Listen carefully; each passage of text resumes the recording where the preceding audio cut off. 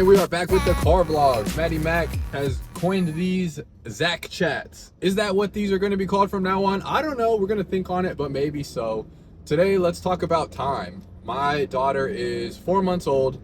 Time is moving very quickly. I'm actually going to a pediatrician appointment right now. Got a little drive, so I decided to talk to you guys about some different topics. But the first topic I want to talk about is modern will one day be vintage. What is modern right now? What is coming out this year in 2026, which we will talk about in a little bit in a different segment, will one day potentially be vintage, right? What is vintage? That's kind of a whole separate video, and that is kind of not a super like dialed in term. It's probably going to be different depending on who you talk about. When do these cards become vintage? But let's say 20 cards that are 15 to 20 years old, right? As of right now, because UFC cards are only 15 years old. The point of that statement, what is modern will one day be vintage, is that I hear a lot of people echoing the sentiment of like, we're in the junk wax era 2.0, like all these new products are trash, these new cards are trash. And I think it's very important for us to realize that within these new products that come out, there are going to be big winners in these products. There are going to be cards that are extremely collectible in recent years to come, and potentially all time, right? I do believe that wholeheartedly, and we've seen this pattern throughout UFC card runs, throughout UFC card history. There are always, pretty much every single year, you can find specific cards that are collectible, specific cards that have stood the test of time. The hard part is determining with the foresight, what are those cards going to be, right? That is the hardest part of this. But I do think that we should be respecting modern cards, and we should be looking at them with the thought of long term, which one of these are going to stand the test of time, whether it's print run, whether it's fighter, whether it's design.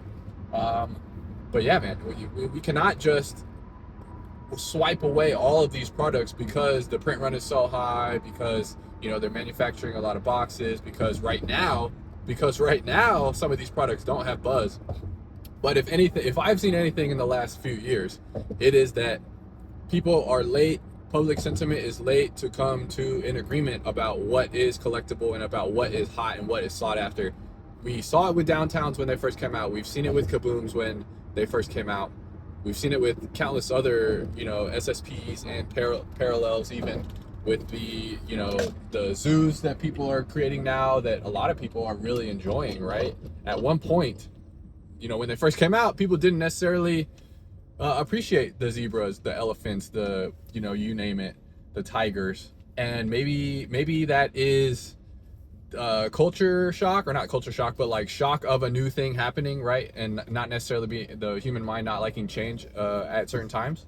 Maybe that is education on said insert, on said product, familiarity being a huge factor in, I think, the human mind kind of accepting things. And maybe we need to see it for a few years, and we've seen that time and time again, and I think that will not change going forward. My point being, in 2025 there's going to be cards that are huge that are not right now. In 2026, there's going to be tons of collectible cards that are huge that are not right now. We've said this a million times on the channel. We'll say it again, right? And I hear a lot of people echoing the sentiment throughout online, which is great because I think it helps a lot of people out. But to insulate yourself from junk wax, from cards that are not collectible long term, low print runs are definitely going to help. I would say be patient as well. You don't necessarily have to buy things super fast when they release. They're always going to be pretty pricey for the most part during releases, but also prospecting is very risky, and that is one thing that is evident is not going to pan out all the time. And we're going to talk about that again because we had some good rookies on this Mavzar versus LaRon Murphy card as well. But yeah, vintage versus modern, man. Kind of segueing into that topic, for the longest time we saw vintage being severely underpriced, severely slept on, in my opinion. A lot of people were not talking about that. A lot of people were not prioritizing that, and it's definitely trending up closer to where it should be. But now I almost want to say where the pendulum has shifted so far to where now people aren't necessarily respecting modern as much as they should, in my opinion. And all the things I talked about earlier, I think, are reasons why. But I think we should definitely, have that in the front of our minds, that some of the cards that came out this year in 2025, some of the cards that are coming out in 2026 and all the newest releases, while they may not be hot now, they are.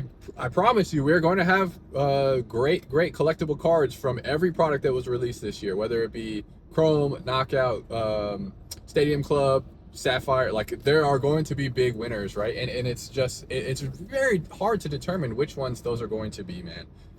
But yeah, time is definitely always moving, and what is modern right now will be vintage one day. Let's see.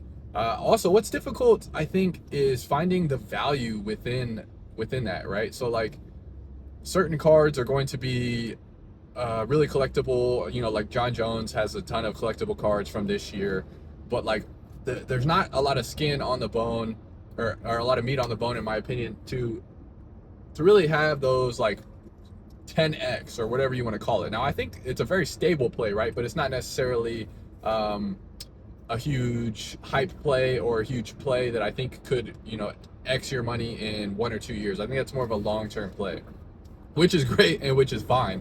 But I think really the trying to find the value, trying to find things that are undervalued is, in my opinion, my favorite part of collecting. But that's very, very difficult, man. Very, very difficult, but something that I think we should be trying to do, because that's where you can really, get some really good cars for relatively cheap and a good price. And definitely, that process takes a while to see what public sentiment is on these specific cards. All right, 2026, moving on to some 2026 products, man. We haven't had any products in a while. It's been quite the little drought here. It's been what? I want to say Royalty came out in January, so we've got about 2.5, maybe 3 months, which is a long time for us whenever they're banging out so many different products back to back to back to back. But we know for sure in 2026, I've already seen leaks on Chrome. I've already seen leaks on Midnight. I've already seen leaks on Knockout. We are for sure getting those 3 again in 2026. The rest of the products, kind of unknown. I think I also saw a Sapphire edition online too. So I would put that not as concrete as the 3 that I just mentioned, but I think we're also getting a Sapphire edition box again for the 2nd ever year. So that's 4 products. I would guess they're probably going to be around 7 again. And I am curious to see if they do a online release for the White House card. That actually would be something that I'm interested in, because it's probably never going to happen again. A high certainty that this will never happen again. And I'm making a video about the White House card, and it's probably not going to be a super positive video, but I have almost done scripting that out, and I will film that as well. But yeah, let's talk about some 2026 Chrome and the pricing speculation on 2026. So I've already seen some good rookies hit the leaks, right? We've already got leaks of some really good rookies for 2026.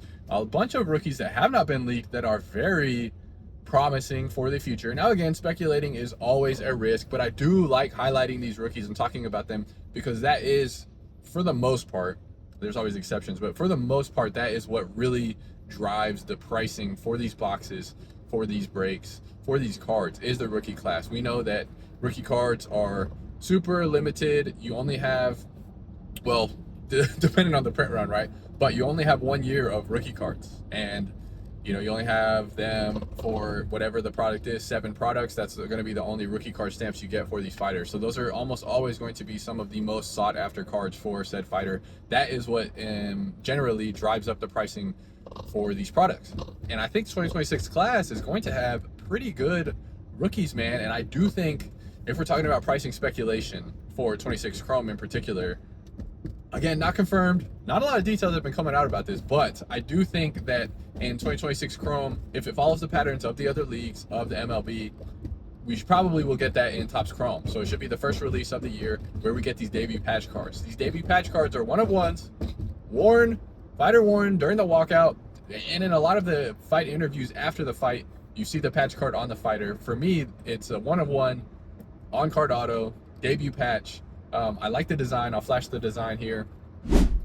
I think that could really drive up the pricing for 26 Chrome, in my opinion. You couple that with another really good rookie class. 2024 was kind of odd in that there was not a lot of good rookies in that. 2025 has a ton of good rookies, and a lot of people that I'm still watching, keeping my eye on right now, that, you know, within the next fight or two, I think, you know, maybe I'll throw a few speculation dollars at them at some lower price points, and just to follow them and follow their career and kind of have you know, some new favorites to watch over the years.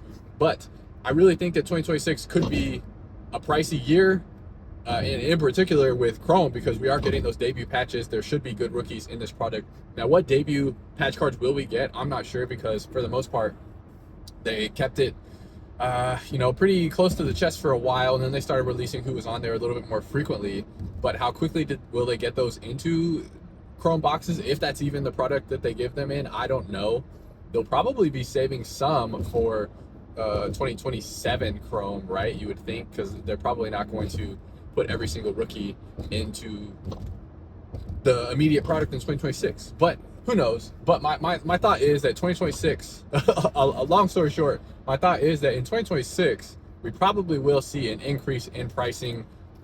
Maybe not with every product, but I'm almost 100% sure we're going to see an increase in the price of 26 Topps Chrome. Now, the economy in the United States starting to falter a little bit. Some things are getting shaky with the war.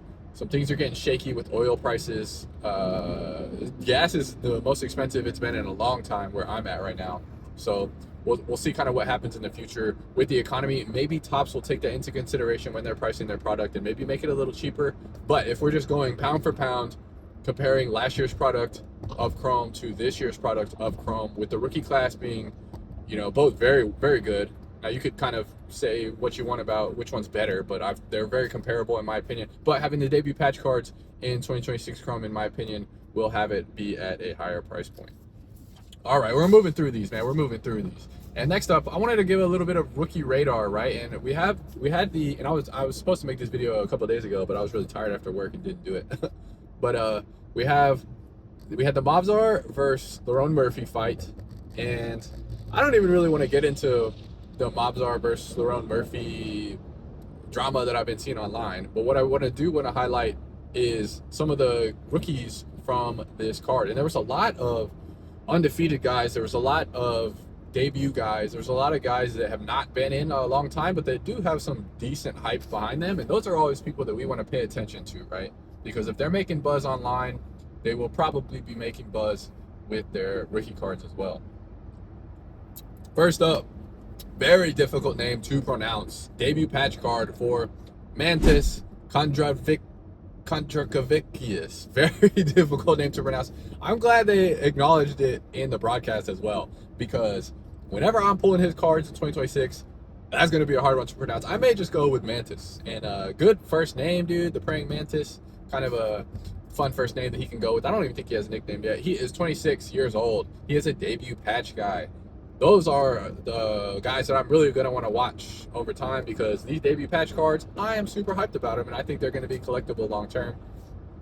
He fought really exciting, in my opinion. He did not get a finish. He was a big favorite, but he did look like a big favorite, and he really has an exciting fighting style. He's a little bit loopy. He kind of reminds me of like a little more technical Drickus, in that he's kind of unorthodox, but like when Drickus goes, he goes, and he hits hard, and this guy hits hard as well. A little bit more technical, really good elbows. I was very excited to see the elbows and the knees that he was using in that fight, and he was really able to, you know, get in tight in a clinch, and then kind of on the release, on the break, he was landing some really nice elbows and some really good bombs. But a very fun guy. He was pressing the gas most of that fight, really trying to get a finish. He almost got the finish a few times.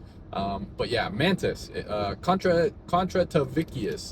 Kontratavikius. I'm gonna have to listen to Buffer's announcement of that one to kind of get that one dialed in. But he is a guy that I will be watching, and that I really enjoyed fight. And his fighting style, I think people are going to enjoy that. He is a striker. He had some decent takedown defense, was able to get off the cage, was able to get up. Also a good gas tank, because he really had his foot on the pedal for most of that fight. Next up, Mario Pinto. Mario, I don't think it's Pinto. What were they saying? They were saying something that I didn't expect them to pronounce it that way. Punto, maybe? But Man, I was excited about this guy because of the control and the dominance in the grappling and the ground and pound that he showed in his last fight. He's only 28 years old. He's a heavyweight. He's a big guy, 6'5", 260, I want to say, if my memory serves me correct. And last fight, he did pretty much whatever he wanted with the guy. This fight, his opponent was a lot more game. Definitely a very good athlete.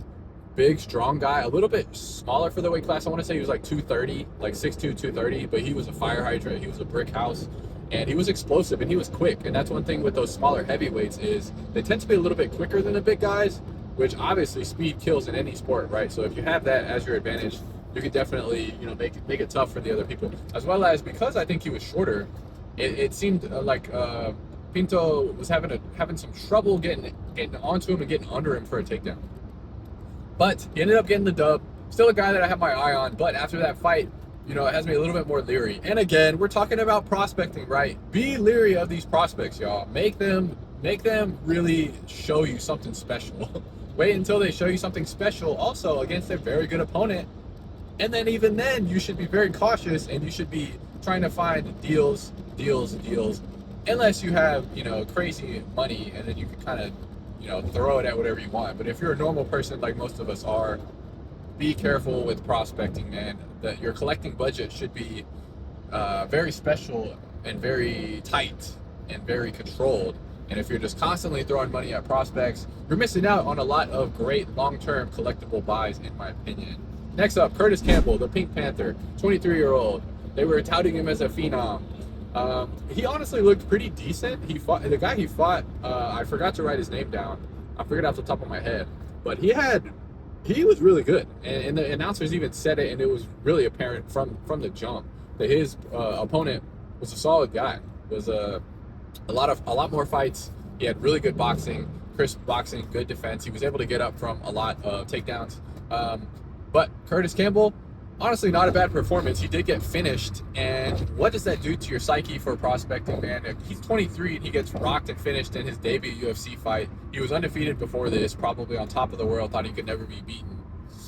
That's rough, honestly. That's really rough to get knocked out in your debut fight within the UFC. I don't know if anyone has ever had that happen and then went on to become like a champion or, you know, an all-time great. I would venture to say that has not happened before, so just odds alone has me thinking maybe it's not going to pan out exactly, you know, as him being super collectible long-term. But he did have a debut match as well, and so we're going to pay attention to him long-term because who knows, right? Who knows? And maybe he will look much better in his next fight, and maybe his opponent is an absolute stud, right? And this is like one of those Holloway-Poirier matchups early on in their career, or like a Usman-Leon matchup early in their career, where both of these guys are going to be destined to do great things. But Curtis Campbell, keep that guy on your radar. And he did look pretty slick on the ground. He honestly, I didn't like how he was kind of evading, and he was circling off, but he was still, it was almost like every single exchange he had both hands up high with his chin up high. I would have liked to see maybe a little bit more of like a high guard using the elbows to block. Just a little more boxing fundamentals, honestly. He looked more like he was kind of a Muay Thai kickboxer, which generally they kind of struggle when getting a lot of pressure and being in the pocket. And his opponent really was putting it on him, a lot of pressure and being in the pocket and being defensively sound with his boxing. But he's 23, a lot of time to improve. Hopefully that's not, you know, the downfall of Curtis Campbell, because he did seem like he got a really big pop from the London crowd, and that crowd was pretty good most of the night. Yeah, and if you're getting a lot of love from the London crowd, maybe that will translate. I know we have some collectors out in the UK as well. What do you guys think of Curtis Campbell if you're out there in the UK? And lastly, for some of the younger rookies, and we have CLD Christian Leroy Duncan fight against oh man, what's his name? Craven. He always wears Roman Dolite. He always wears like Craven the Hunter sweaters, which are kind of tight, like a vest. And man, I think Christian Leroy Duncan honestly looks okay. He looks solid. Will he be great in the division? Will he get, you know, be a champion? I honestly don't think so. And to me, it's not even his skills. Like, he looks like he's pretty skilled. It's kind of maybe the killer instinct, the aggressiveness. I feel like he really could have put it on him, and he kind of just did it. He was kind of just coasting, you know, which was really interesting to see. because at that, in that area of the division, being kind of middling in the division with a chance to, make a name with against Roman Dolidze, who, while he's not super highly ranked, well, I think, what was he ranked, like 11, I think. If you knock him out and you really make a statement, you might really be able to push up the rankings. And he didn't necessarily do that, didn't really knock him out. It was kind of a technical fight back and forth. Dolidze was trying to take him down. Christian Leroy Duncan looked a little bit more smooth, a little bit more technical, a little bit more athletic on the feet. Honestly, a little bit not let down, but like I wanted more from him, because he is a guy that I think could be pretty exciting within the division. He just didn't necessarily bring the aggressiveness that night. And I want to say I heard the announcers say they were training partners at one point. Maybe that's what it was, aggressiveness wise, because I know he has some finishes on his resume. Maybe that's what it was. And then, he had little governor in his mind and didn't necessarily want to make it, as crazy as normal or as violent as normal, because I know he does have some good finishes. All right, upcoming videos. We still don't have 25 odds. I am going to make a video just blasting Topps. I have been continuing to send them emails about, give me the odds, man. Give me the odd sheets. I need these odd sheets in order to speculate of what cards I think will be big in the future, using the odd sheets as a main data point to determine print run. And they are not giving me that information. They refuse to put them up. I am going to make a shorts video absolutely flaming Topps for what they're doing within the UFC community. And maybe that will get some type of response. Hopefully you guys will share that. Hopefully you guys will like that. Hopefully you guys will also tag Topps in that and blast them, dude, because if we get 2026 and we don't get odds as well in 2026, I may just quit buying cards altogether, because that's like, it's just a slap in the face because of how good they were in 2024 and gave us odds and checklists for every single product. That is how it should be. Panini was the worst at that stuff, giving us late checklists, giving us no odds. They need to do the customer right and give us odds. So I'm definitely making a video about that. I'm also making a video about the White House. Not necessarily talking about trading cards, but I do think that it is an important event, and I think it's kind of interesting UFC history, and I kind of want to give my take on a few things and then try and fix that card. Spoiler alert, I don't think that card is what it should be, and we'll talk about that in that video. Also have a video almost done about most valuable promotions and the Netflix fight that they are doing. They recently released the entire lineup, and this is a full card. This is basically a full fight card. Do we finally have a competition and a competitor? Do we finally have that for the UFC? What that means for the future, what that means for fighters, and some changes that the UFC is going to have to make. And if they don't, I think, we could definitely see like a Pride in a UFC situation if this event does well, which I think it will, just based on numbers and how live events do on Netflix. Next up, 2500 giveaway. We are going to be doing a 2500 giveaway, and I'm going to be doing a poll about the best time to have the live for that. I want to say we did it at like 5 or 6 last time, which seemed to work pretty well. We had a decent little crowd. I may do it again around that time, but I'm going to release a poll. So you overseas guys can give me a time as well and vote, and whoever has the most votes on that time slot will probably be the one that I pick for the 2500 giveaway. It's going to be also a live giveaway. You're going to have to be in the chat live whenever we're doing that. I want to give it to somebody who's participating, who's active, who I know I can get a hold of easily and give them the prize as well. Also, budgeting, a budgeting episode. I want to do that. Lately, my budget has been a little lax, not only for cards, but just for finances in general.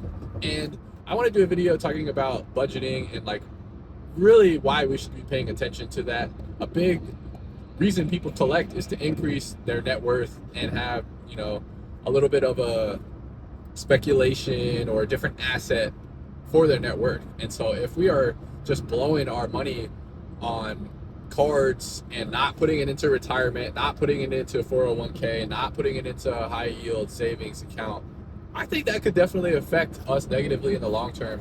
And while this channel is mainly about trading cards, I do kind of want to broaden it a little bit, especially when we're in lulls like this, right? Like we haven't had any sports or UFC trading cards for 3 months now. and this will maybe touch on a little bit of that, but I would like to do maybe a little bit of different videos in the future, just talking about things that have helped me, that I do or that I've done in my life that have benefited me greatly. Like, that's basically what this channel is, right? It's me talking about trading cards, my experience with that, and how certain things that I've done have helped me with my collection and with buying and selling. And I kind of want to open it up and talk about more things just in general life that have really helped me improve myself, improve my finances, improve my health, improve my relationships over time. I don't know if that will resonate with anyone. And if you're still watching now, that's probably who those videos will be for, because I would assume a lot of people whoa, that guy almost crashed. A lot of people that subscribe to the channel will not view that video, maybe because it's not the normal one. But yeah, man, maybe some different videos coming down the pipe as well, so be on the lookout for that. Also, the Fight Frames video, I will be doing that very soon. I think I'm going to do, I already have the MVP and the White House video scripted. Those are very timing dependent. Like, I need to get those out somewhat soon, so I'll probably do those next. Then I'm doing the Fight Frames review video, which I'm excited to do. That is a lot of different filming, a lot of different shots I need to get, and I want to make that one right, and I want to do it right, and I want to do it special. So that's kind of, I think maybe a little bit of fear is creeping in, and that's maybe why I'm not taking action on that specific video and putting it kind of to the back burner, because it's a little bit different than the videos that I normally do. I don't really do long form reviews, and I've never really done that to the level that I want to try and do it with this Fight Frames video. And something to be said there about taking action and inaction, and why we're doing that, right? Why are we not doing the things that we need to do or that we want to do? And definitely fear, maybe laziness as well, are common emotions that would be associated with that. And lastly, shorts. I'm probably going to start doing more shorts. I have seen, that and who knows if this is true or not, but I've seen different YouTube people saying that, shorts are extremely vital for channel growth. And for the longest time, I didn't necessarily know what I was going to do YouTube shorts on, or how I was going to do that. I kind of think I've figured out at least the programming side of this in order to film and make it look somewhat decent, and not have it, have to do a million different edits on specific things. So I will be doing that a little bit more in the future, and hopefully you guys enjoy those. It may be summarizations of long form videos, it may be parts of long form videos. Hopefully y'all will not be super annoyed by that. But yeah, man, some new video topics coming out here soon, to some different things with the channel. 2500 giveaway. Hope y'all are enjoying these chats with Zach, or car vlogs, Zach chats, because these are really easy for me to do. It's a way to kind of vent, unwind, long form, conversational. Hopefully y'all enjoy just the random stuff that comes out of my mouth with these note cards. No real planning involved on these, but yeah, man, hopefully y'all have